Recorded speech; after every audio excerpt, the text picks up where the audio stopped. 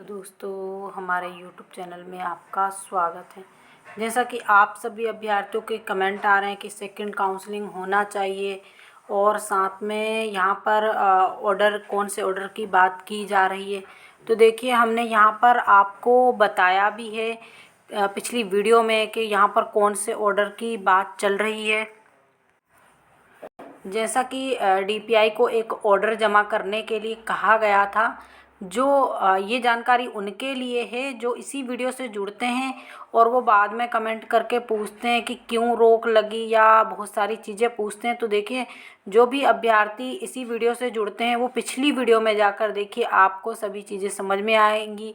अब चूँकि देखिए सभी अभ्यर्थी क्या हैं, ज़्यादातर वो शुरू से जुड़े हुए हैं चैनल से, तो उनको पूरी बात समझ में आ गई और फिर बार बार उसी चीज़ को हम रिपीट भी नहीं कर सकते, वीडियो लंबी हो जाती है। लेकिन आज की वीडियो आप पूरी देखिएगा क्योंकि यहाँ पर आप लोगों को समझ में आएगा कि DPI ने एक्चुअली क्या कर रखा है।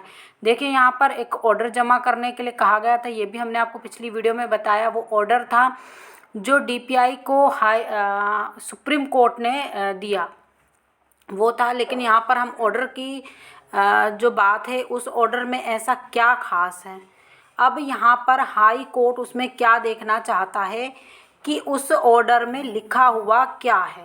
यानी उसमें ये देखना चाहता है कि ऑर्डर में रोक लगी है या फिर DPI को सेकंड काउंसलिंग रोक कर, यानी सुप्रीम कोर्ट के फैसले के अगेंस्ट, चूँकि देखिए सिंगल बेंच फिर डबल बेंच फिर जाकर सुप्रीम कोर्ट का ये फैसला है। तो यहाँ पर जो हाई कोर्ट है वो ये देखना चाहता है कि वहाँ से रोक हटाई गई या नहीं।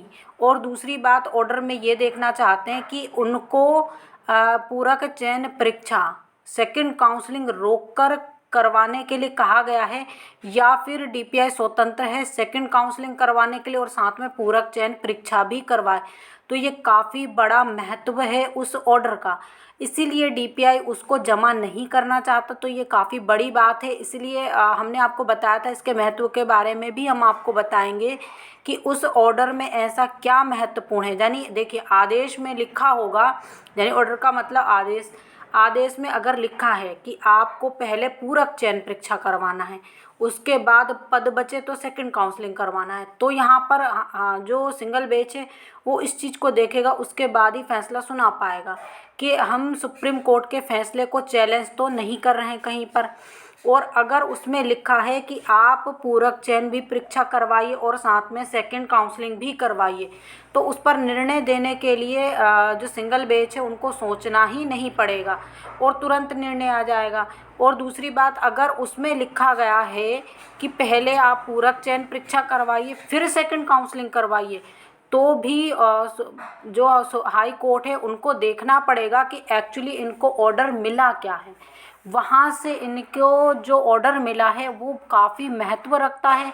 आप सभी अभ्यर्थियों को ये जानना ज़रूरी था, महत्वपूर्ण जानकारी है। ऑर्डर में काफ़ी चीज़ें क्लियर होगी, जिससे क्या होगा, जो सिंगल बेंच का फैसला है वो आसानी से आएगा और उस फैसले पर काफ़ी प्रभाव भी पड़ने वाला है ऑर्डर का। तो देखिए यहाँ पर जैसे ही DPI ऑर्डर जमा करवाएगा और उसके बाद क्या होगा, आपकी जो सेकंड काउंसलिंग की प्रोसीजर है उस पर हाई कोर्ट आराम से फैसला दे पाएगा। अब दूसरी बात, एक और चीज़ भी निकल कर आ रही है जो हम नेक्स्ट वीडियो में आपके साथ शेयर करेंगे, क्योंकि ये पूरी जानकारी हमें एकत्रित करने में काफ़ी समय लग जाता है। जो अभ्यर्थियों से पूछा जाता है और जो इस भर्ती से जुड़े हुए एडवोकेट हैं उनसे भी जानकारी ली जाती है, तब जाकर इस जानकारी को जोड़ कर हम एक वीडियो बना पाते हैं।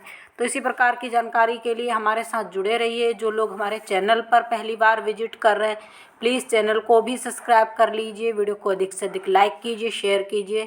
Thank you.